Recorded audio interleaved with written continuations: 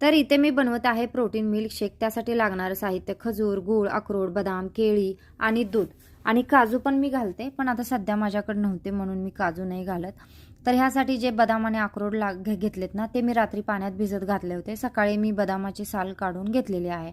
आता हे सगळं साहित्य मिक्सरमध्ये ॲड करून तुम्हाला ज्या क्वांटिटीमध्ये जर घट्ट पाहिजे असेल तर घट्ट बनवू शकता, जर थोडं असं पातळ पाहिजे असेल तर कसंही बनवू शकता, जसं तुमच्या आवडीनुसार।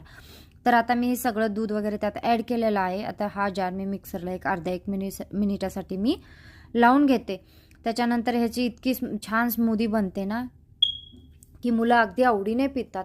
मुलंच काय, जे लोक डाएट करतात ना त्यांच्यासाठी ही एकदम बेस्ट आयडिया आहे। मी गूळ घालते कारण गुळापासून आयर्न भेटतं। जर कुणाला गूळ आवडत नसेल तर तोही स्किप केला तरी चालतो, कारण ऑलरेडी आपण खजूर आणि केळी घातलेली असल्यामुळे त्याला गोडवा आपोआपच येतो। पण गुळ कसं चांगला असतं शरीराला, म्हणून मी गूळ पण थोडा ॲड करते। आईस क्यूब बी ॲड करते मी, थंडीच्या दिवसात नाही ॲड करत, समरमध्ये मी आईस क्यूब बी ॲड करते। तर आता हे तुम्ही बघू शकताय किती छान असं हे मिल्कशेक बनलेलं आहे। मुलं आवडीने पितात। रोज रोज जर ड्रायफ्रूट खाऊन कंटाळा आला असेल तर हे आयडिया एकदम बेस्ट आहे।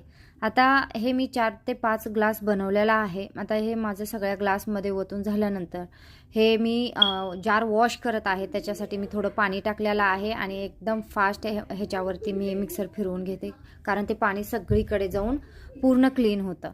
तर असा हा छोटासा व्हिडिओ होता। आवडला तर नक्की लाईक, शेअर आणि सबस्क्राईब करा। बाय।